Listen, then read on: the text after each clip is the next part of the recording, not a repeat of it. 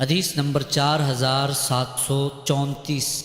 حضرت عروہ باریقی فرماتے ہیں رسول اکرم صلی اللہ علیہ وآلہ وسلم نے فرمایا، قیامت تک خیر و برکت یعنی اجر و غنیمت گھوڑوں کی پیشانی میں باندھ دی گئی ہے۔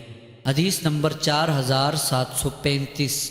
حضرت عروہ باریقی رضی اللہ تعالیٰ عنہ بیان کرتے ہیں کہ رسول اکرم صلی اللہ علیہ وآلہ وسلم نے فرمایا، گھوڑوں کی پیشانیوں میں بھلائی مرکوز ہے۔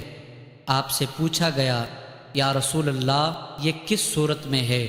فرمایا، قیامت تک اجر اور غنیمت۔ حدیث نمبر 4736۔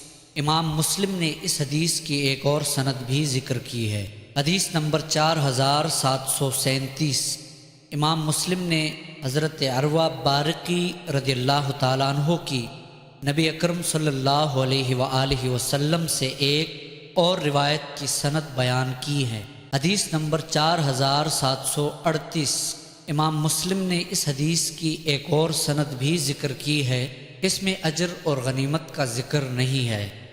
حدیث نمبر 4739۔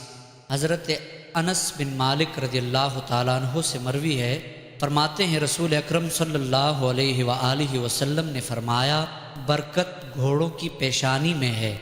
حدیث نمبر 4740۔ ایک اور سند کے ساتھ حضرت انس رضی اللہ تعالیٰ عنہ سے اس کی مثل مروی ہے۔